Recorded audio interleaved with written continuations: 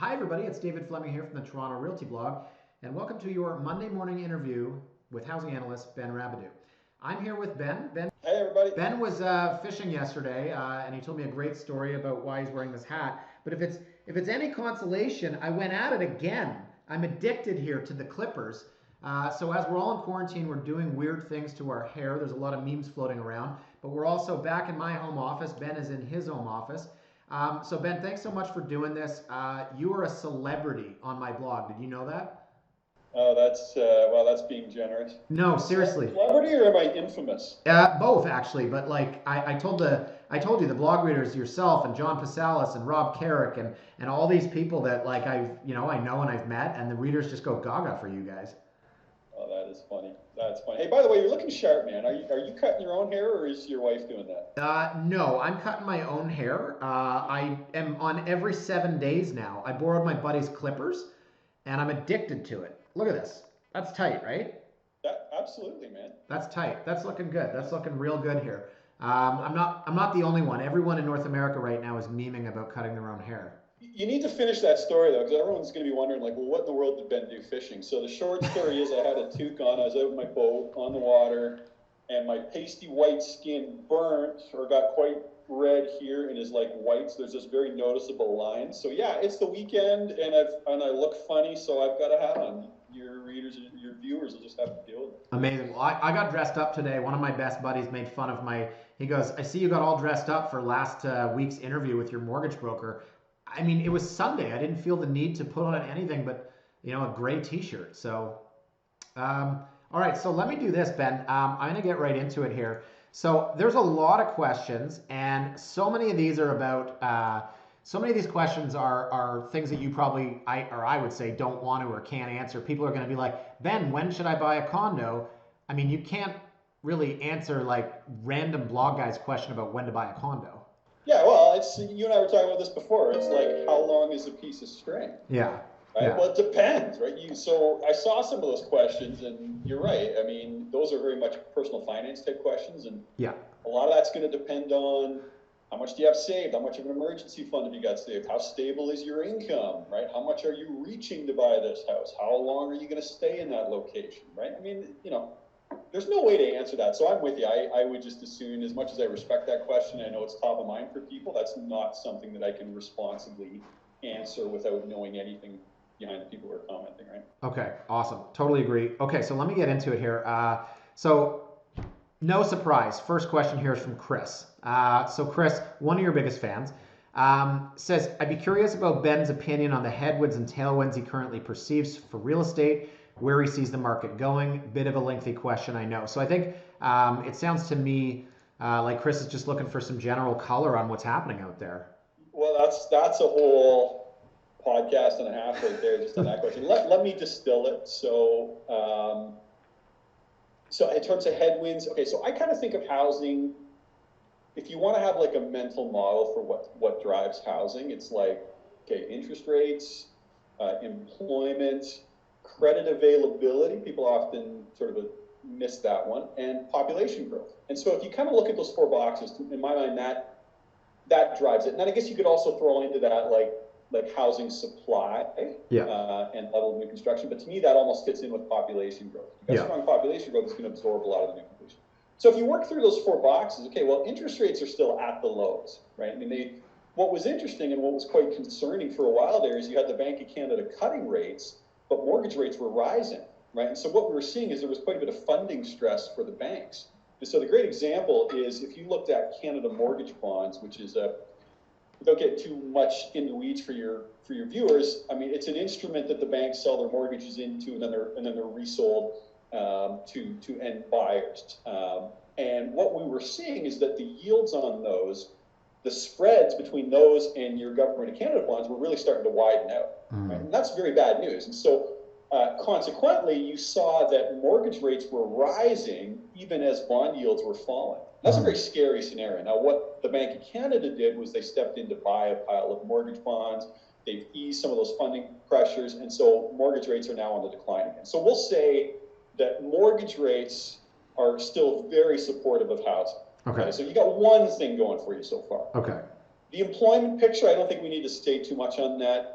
We can talk at length of whether this is going to be, V shape or some other form of a recovery. But the employment situation is just, it's going to be unprecedented, the sort of job losses we're seeing. Yeah. I will say that I have underestimated the severity of this in some sense. You could see it coming. You knew this was going to be a hit to the economy. It's been a much bigger deal than I thought.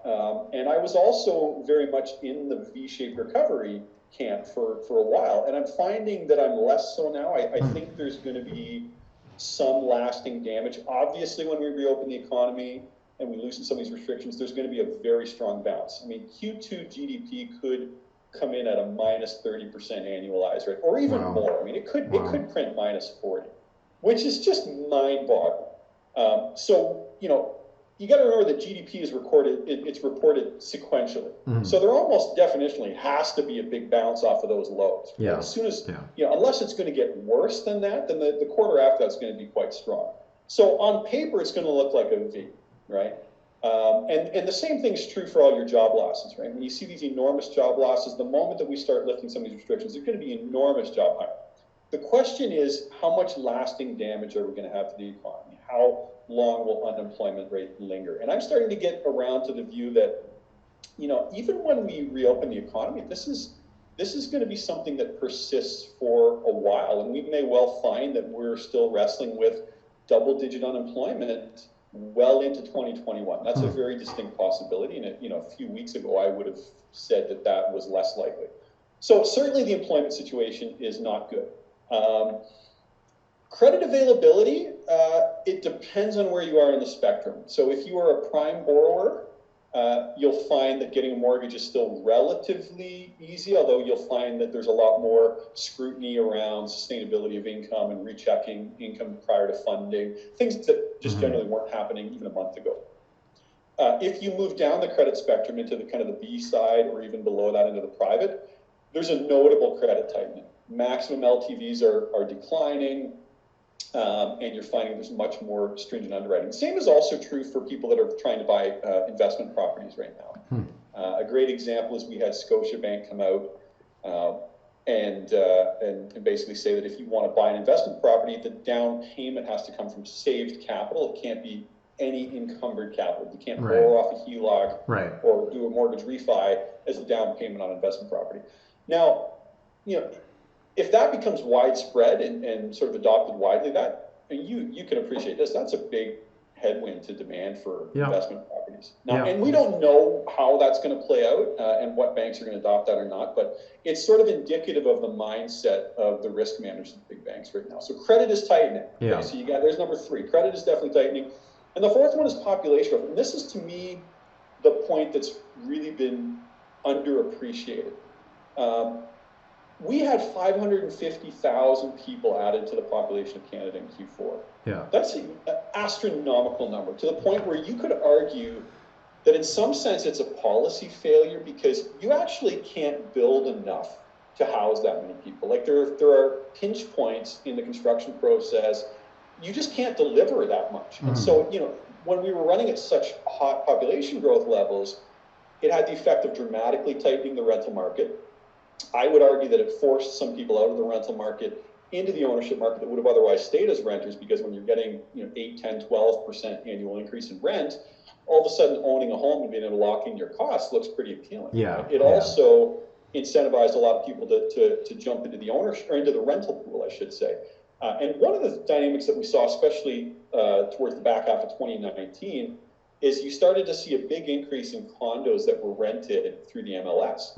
And it's one of the reasons I think that that the condo inventory has been so stubbornly low, is that people who have a condo, and you can correct me if I'm wrong, but I'm assuming you saw this, people who lived in a condo but wanted to trade up to a semi or a detached or whatever it might be, it seemed from the data that a lot of them were holding onto that condo as a rental property. Where they could, I actually saw a huge uptick in my clients.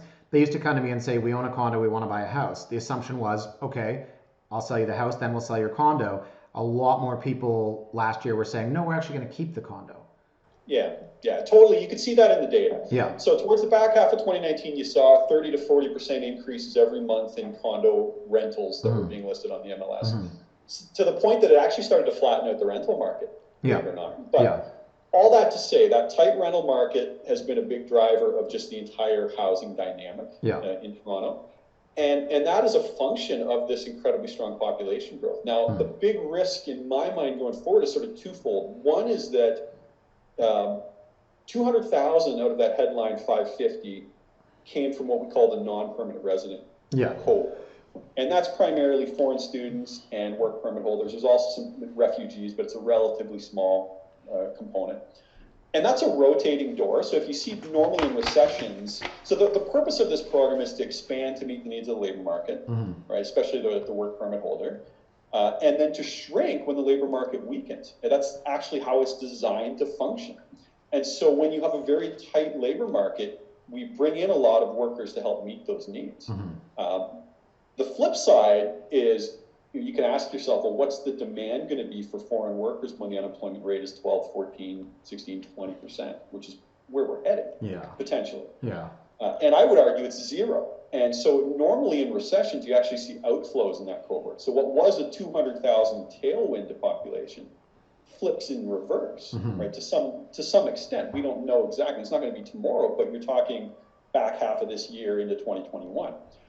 So that to me is a very real possibility, and I would argue is very likely at this point. Population growth is going to come in well under what people think. Right. The other thing is the politics tend to change, right? So it's very easy to convince people that we need a high level of immigration when businesses are screaming for labor because they can't meet the needs. There's a huge tightness in that labor market.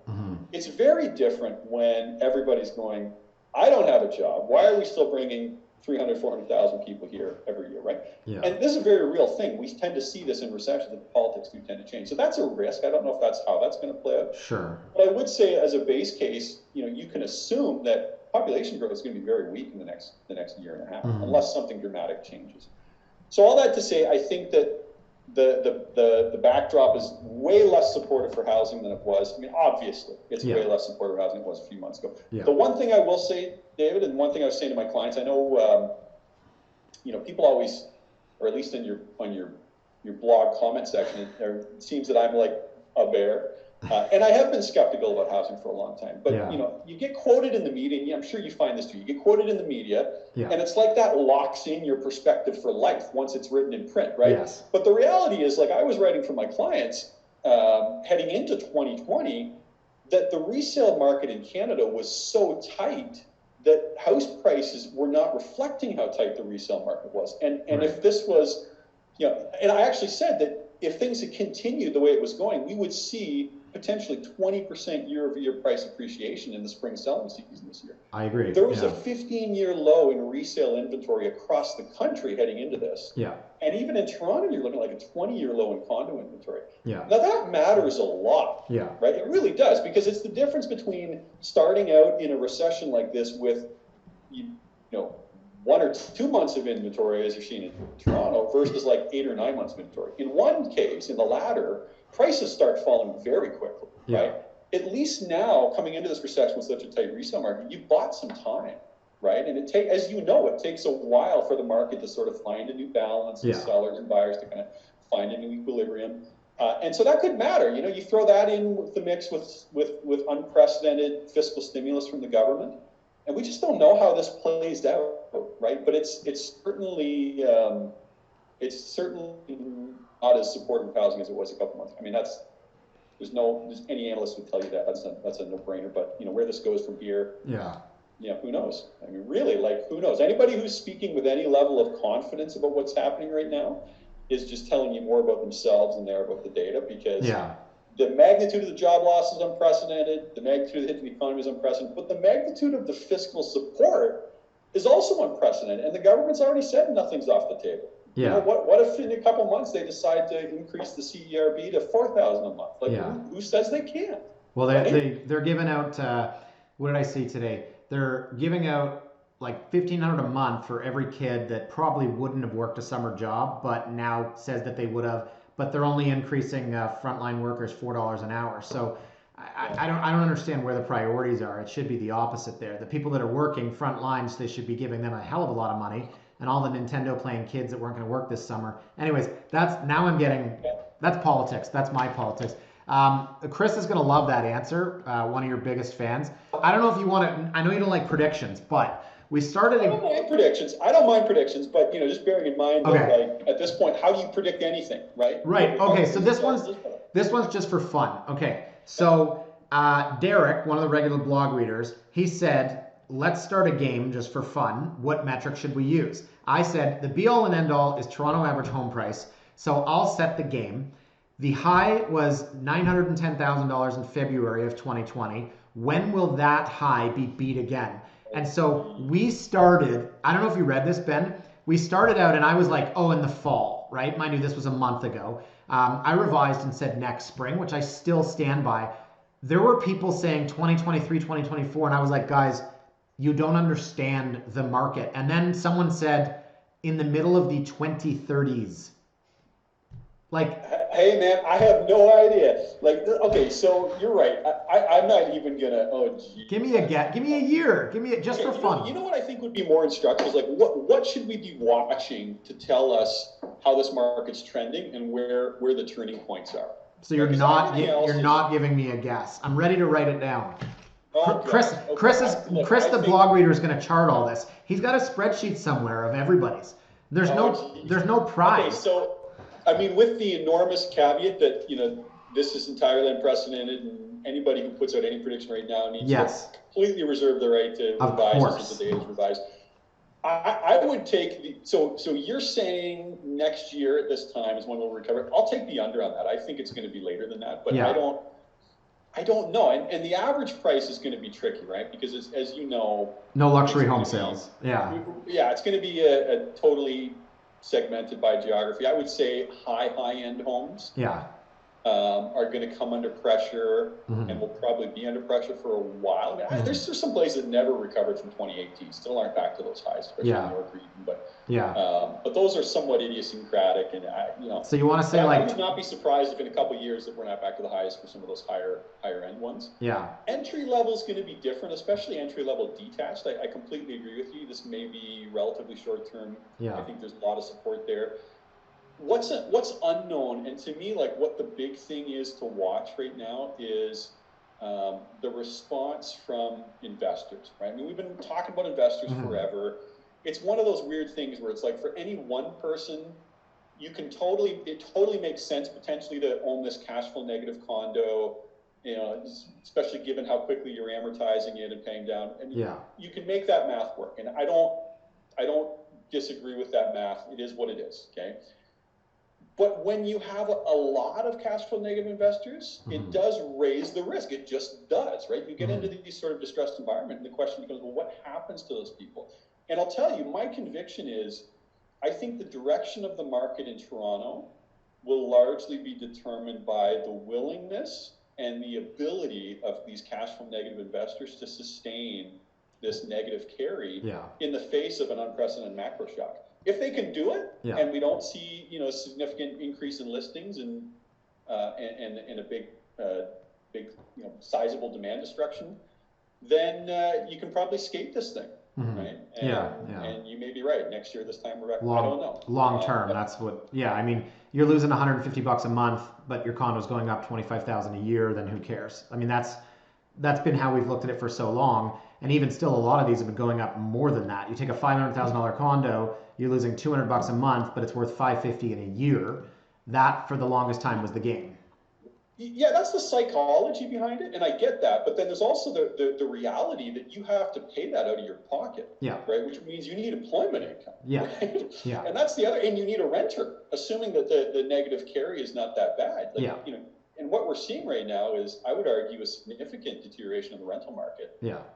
Primarily as a function of, in the short term, a big influx from Airbnb and other short-term rental platforms. But I think longer term is going to be this issue with slowing population growth in the face of record condo and purpose-built rental completions in 2020 and 2021.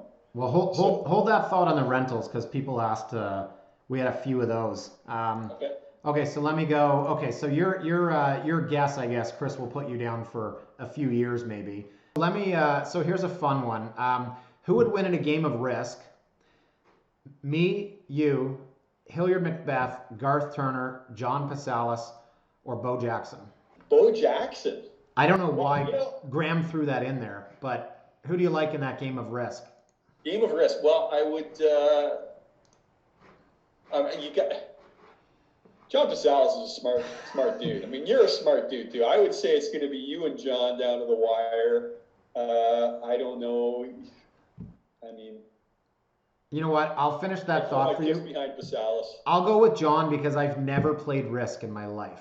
I played Settlers of Catan once and I really liked it, but That's a great game. We used to play that a lot. That was a fantastic game. I played Stratego, that game from like grade 5, like early 90s. It was that's about as far as I got in those fantasy games. Because I'm cool. I don't play games like that. I just spend all my time collecting sports cards. I was going to say, yeah, you definitely don't have a collection of interesting, eclectic things behind you on the shelf. All right, let me go on to, okay, so Clifford's got 2 questions. So the first one is we've covered this. If one has to sell within the next 6 months, when's the best time? I mean, we can't forecast that. But he's got a question about appraisals. So how real of a possibility do we see buyers getting into trouble with appraisals coming in lower than the sales price in the next 6 to 12 months? So give me just a little bit of color. What are you seeing, if anything, in the appraisal realm right now? Well, so, okay, let me actually jump in on that first question. First of all, I think when you think about, okay, what's a reasonable base case here, and then kind of your range of possibilities around that. Yeah. So if you're contemplating whether to sell now or whether to sell later, I mean, the big question is, do you think it's more likely the market's going to look better in a month or worse in a month? I do. I think it's better. The trick, you think better? Well, right now, no one is, I mean, properties there's condos that aren't allowing viewings. There's virtual tour-based showings. There's properties being sold conditional on viewing. So let's say a month from now, Ford relieves us of the state of emergency and people can actually go and look at condos and houses again. That's a fair point. That's my thing. I think it's going to get better. And then, I don't know when we're going to return to normal, but I wouldn't be on the market right now. No, that's a fair point. Actually, when you said that, I mean, that makes a lot of sense to me. It wouldn't surprise me if we saw, Ford government starts to loosen things. Mm-hmm. Definitely there'd be an uptick in sales, obviously, because we're sitting at, 80% decline from peak levels. Clearly, there's going to be a lot more transactions when that happens. What I'd be concerned about is, as we head kind of through the summer, and if this whole thing persists and it turns into a bit of a longer recession, you do run the risk that, as we talked about, some of these people that are able to hold for 3, 4, 5, 6 months, all of a sudden, you are going to see an increase in power of sale. You're going to see an increase in distress selling. And I wouldn't want to be listing against those people. Right. So you're right. There's probably a window there, whereas if you're going to sell it, I would say sell it when things first reopen. It seems more likely that prices will be weaker, several months after they reopen than perhaps at the initial phase. So. Sorry, you gotta take that. No, that's my wife. Okay. Mute your phone. Okay, so what about the appraisals? I knock on wood, and I'm not BSing here, guys. I have yet to have an issue with an appraisal. But have you heard anything anecdotally? I know you talk to a lot of people in the mortgage industry. Well, just that they're starting to get some pushback. Nothing that's kind of crisis level by any means, but I would say that we are starting to hear some anecdotes that people they had bought it for whatever $920 and the banks are coming in at like $900. Yeah. Okay. It's starting. That always seems to happen when the market changes abruptly. Yeah. The people who I think are in the most trouble are those that bought with a long closing and have not yet sold their existing house. Right. And we saw that in 2017 as well, right? I think there's going to be, in the short term, there's going to be sort of this increase in highly distressed, motivated sellers who have to sell because they've already completed on another one. Mm-hmm. And they're going to get squeezed from 2 directions, as we saw in 2017. One is the sale price is probably going to be lower than they anticipate on their existing home because they're selling it under some distress. And there's a chance that their appraisal is going to come in a little lighter on the home that they're buying, which Right. means they're kind of squeezed from two ends. So Right. that's the other thing, is that you'll probably see in the very near term a bit of, well, you're probably, I mean, am I wrong on that? There's got to be some people out there that have got caught short on this. I haven't had anybody's appraisal come in under the purchase price in a long time. Right. And even when it does, I tell them, if you're working with a broker, which everyone should be because your bank's going to screw you no matter what, sorry. You're working with a broker and TD, their appraiser, they hire XYZ Corp appraiser. The appraiser comes in low. Great. Tell your broker to go to CIBC. They hire, BCED appraiser and they come in and they get it, right? So my theory is that the banks want to loan the money. They're just hiring an appraiser to go in and rubber stamp it. But if that appraiser doesn't rubber stamp it, I mean, I think the whole thing's a shell game anyways, but that's a topic for another day. But I have not had an issue yet. But I also have not had anybody, I mean, I have people that were going to sell, but nobody needs to sell. I've got one person with a condo, they've got a really long closing. They can wait until, June, July. They can do whatever they want. But all my other sellers were people that were either selling first or were just selling to sell. It's odd because if you had asked me, I would have anticipated having far more people that need to sell. But so far I haven't seen that. I haven't had any issues, at least. Okay, let me go to the next one here, Ben. So we got Cal is asking, how important are real estate markets for the federal and provincial governments and the related agencies, the Bank of Canada, Office of the Financial, OSFI, let me just say that. How much are they willing to do to keep real estate prices from falling or falling too much? Oh, that's a great question. There's a lot there, and you can look at it from the different layers of government as well. Yeah. We know it's an enormous source of tax revenue for the municipalities. I actually think, as this will turn into sort of a rolling crisis, as these things always do. It starts here, and you sort of put out that fire, and you turn over here, and oh, there's a fire over there, right? And one of the fires that they're going to have to put out, and I suspect fairly soon, is going to be that a lot of the municipalities in Canada can't run deficits, right? And they're forced to balance their books. You can't do that with the collapse in tax revenue that they're seeing right now. Yeah. And already you have Vancouver talking about, well, we're either going to have to, we're facing insolvency, or we're going to have to levy these enormous property tax hits on individuals. Yeah. I think it's very likely you're going to see a federal bailout of municipalities. I think that's actually coming. And that is largely a result, it's not entirely, but it's largely a result of falling tax revenues from home sales, so property transfer taxes, and then also, big hits of business taxes, and a lot of people are going to be deferring property tax payments, and a lot of it's directly tied to real estate. It's I mean, we've talked about this before. This is one of the things I think I'm most known for, is just the extent to which Canada has levered economic and employment growth, either directly or indirectly, off this housing boom. I mean, it's unbelievable. Yeah.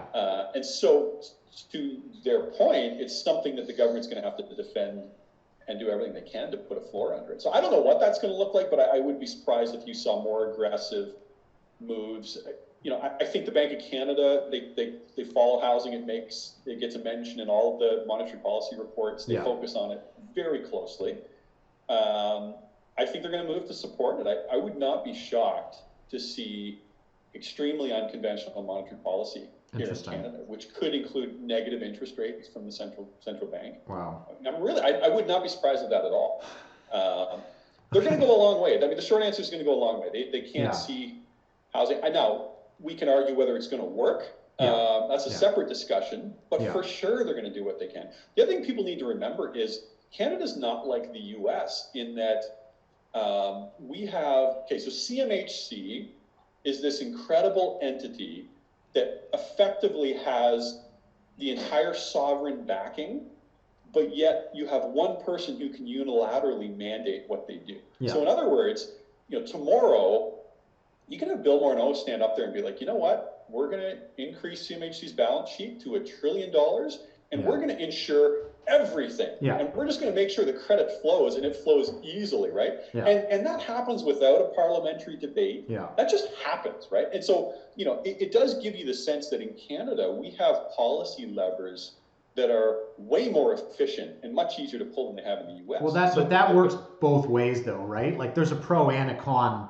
What's Spider-Man with great power comes responsibility? Oh, For sure. Listen, the responsibility part is going to be that we're going to be facing sovereign credit downgrades. Yeah. Right? I mean, there's only so much that you can pull onto the sovereign balance sheet before you lose your AAA rating. And we're probably heading that way. Yeah. Right? So, the short answer is they're going to do a lot to try to support housing. Right. It is an enormous part of the economy. Whether it's successful is going to be the big question. And let me just touch on, you mentioned, just in case the readers don't know, certain municipalities are not permitted to run deficits. Right. So what Ben was saying there was that it's not that they don't want to, it's that the governments can run as big a deficit as they want. The United States deficit is what, $20 trillion, but certain municipalities, they're not allowed to.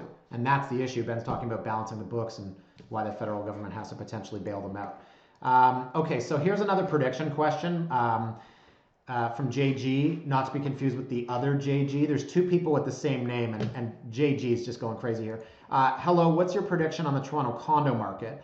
The February 2020 high was 641,000. That's the average. Do you feel it will drop by 20% or more? Thanks. And then Derek chimes in with his argument, which says at least. So to go from 641 down to about, what would that be? About 510.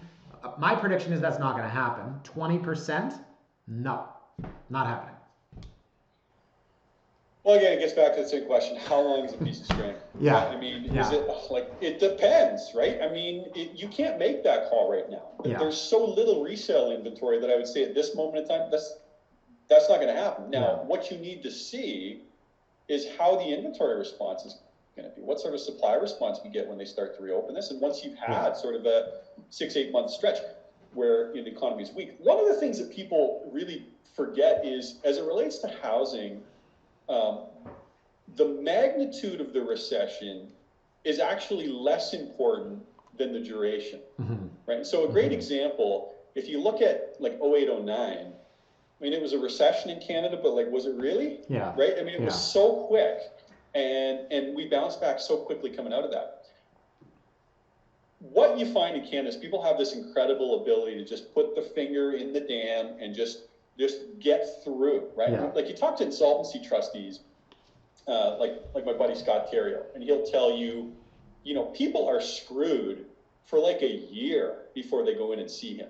Yeah. Right? Like they're literally, they're dead in the water, and they still manage to cobble things together for a year, right? Canadians are very good at doing that.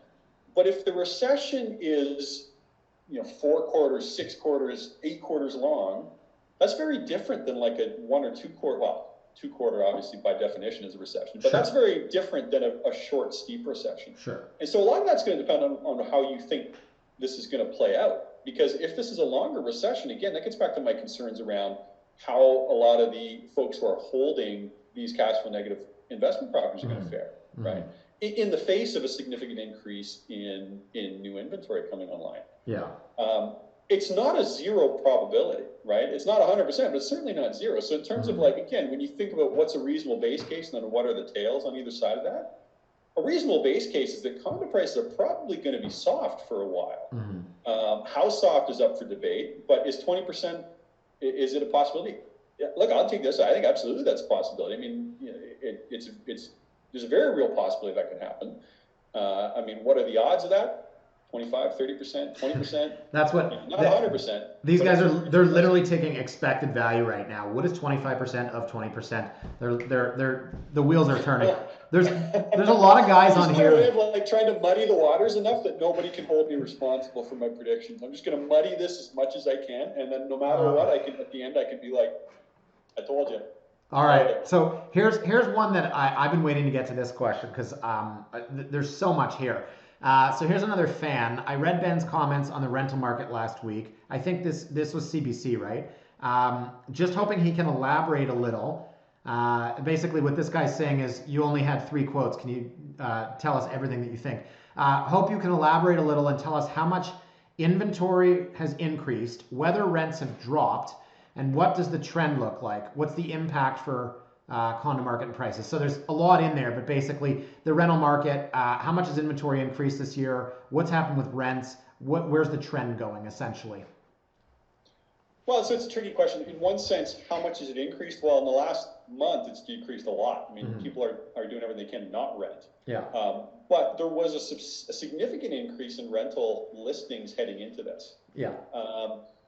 I think the trajectory is going to be down. I mean, you're seeing condos that are renting, and I'm sure you can speak to this, but there are, I mean, the official data is showing that it's kind of flat to trending down. Urbanation was out with a report saying same unit condo rents were starting to soften a bit into Q1, which is just leading edge of this whole thing. Yeah. To me, it's very simple. You had a lot of participation from kind of retail investors, mom and pops that were jumping in and renting through the back half of 2019 and into 2020. And so you could see that in the market. The market was already flattening out. Mm-hmm. Now you've got what appears to be a significant influx from the short-term rental market, both through these new Toronto regulations, which we're still not sure how much teeth those are going to have, so that may or may not be a big issue. But I'm inclined to think it's going to move some inventory over. But more importantly, the fact that Airbnb revenues are down 95%, right? I mean, it's just, I mean, it's decimation for some of these people. Yeah. And so you have to look for some sort of revenue to support yourself through that. So the other thing that you're hearing anecdotally is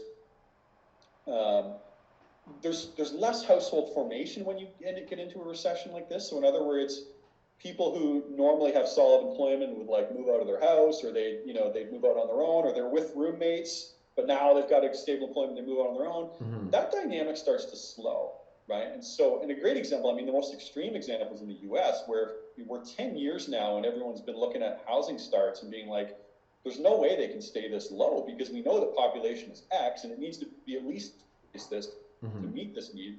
But it's just been stubbornly low, and there's no meaningful price pressure, even though we haven't been building.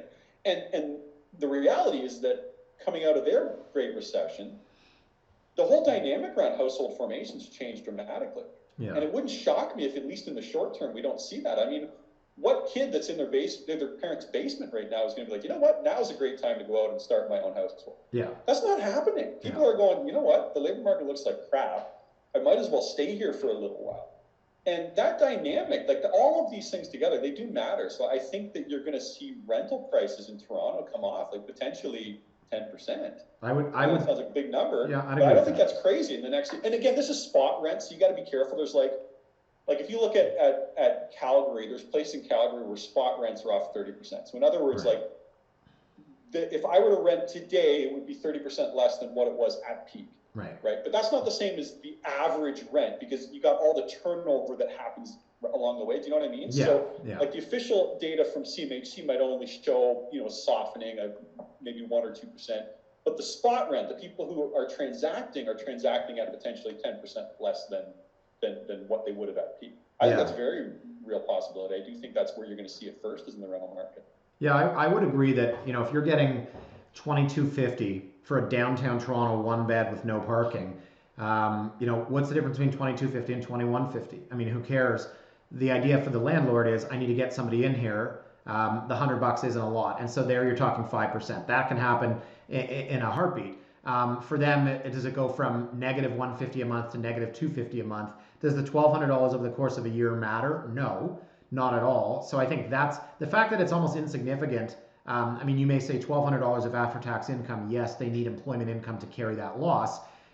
I don't think that the average investor's margins are that narrow that they can't handle that. So I could see that happening. And if that lasts for 12 months, then you're smiling because you think they're living off their credit cards or what? I just don't, okay, you know what? I don't know, but I would say that like for years we've heard all of these surveys about how close people were to the brink, and 50% of Canadians can't handle $200 unexpected, or whatever they were. Yeah. These crazy headlines. And for years everyone was like, there's no way, that's survey data. Yeah. And then all of a sudden you're without employment income for a few weeks, and like people are screaming, right? Yeah. And you had 30% of the labor force immediately on some form of social assistance. Yeah. Right? I would argue that things are way more fragile. Household balance sheets are way more fragile than I think we assume. And I would argue that some of the landlords that own multiple units are actually at the fringes. See, I don't want to politicize it, I guess, but like I would say that everyone applied for those benefits because the government's handing out money left, right, and center. The other point I would make, I feel like people want us to argue because you're a self-described bear and I'm a bull. So here we go. 40 what the hell is that supposed to mean? 40 minutes in. But I guess what I was thinking was, and I've made this point before, very bluntly, I always say poor people don't buy real estate. And so when we look at data like, you know, and this is a question later on, so I won't spoil it, but, you know, house prices are increasing far more than wage growth, or the debt to income ratio is 170+%. I always say, well, who cares? Poor people don't buy real estate. I would say by the same token, the people that own that investment condo aren't the ones that are complaining in that survey about how tight their margins are. Those are the people that, when you say another $50, no, you're saying no. Okay, so again, we're back to anecdotes because we don't have great data, but I would say go join, like, there's a great Facebook group called Ontario Landlord Watch. Okay. And it's just all small landlords. Yeah. People who own, you know, a handful of doors. Yeah. Dude, they're dying. They're screaming. Really? Oh yeah. And it's anecdotal. You don't know if it's all you're catching is kind of the vocal minority. Yeah.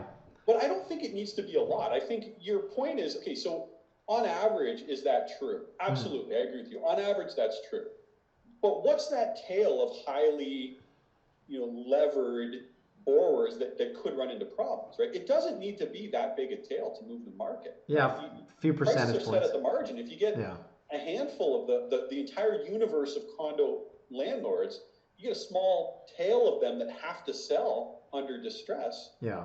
That moves prices, like it really does. It doesn't need to be the entire thing. So you can be right on average and still, you know, be wrong in terms of the size of the tail. I like that. I don't know that that's the case, but I think that's one of the risks here. I like how middle ground that is. You can be right and wrong. That's something you've learned over the years, right? Okay, so here's from our buddy Appraiser, which I know he's your personal favorite. Definitely one of mine. Who's this guy? What? You know what? Even before you get to that, let me just comment on. All right, here we go, guys. You ready for this? Put an asterisk next to this part. Go, Ben. Yeah. What I don't get, you and I were talking about this. Like you said, go online, check out the comments ahead of time. Yeah. Just get a sense of what's coming your way. So I did, and read a couple other ones, and I don't get like just these visceral responses on your comment section around this topic. Like you and I were talking before we started this. And I said to you, okay, so if I go in and I put in an order to buy some stock XYZ, I'm the buyer, there's a seller on the other end. And chances are the reason they're selling is they feel there's a better use for their saved capital. Yeah. Right? I don't hate that guy because he's on the other side of the train. Like it's just such a rant. It's so bizarre to me that the people in your comment section are like, hey, you don't have the same view of the best use of capital as I do. You're a jerk, right? Like, I'm sure if you and I were to sit down and compare how we've chosen to invest our saved capital, it's going to look differently.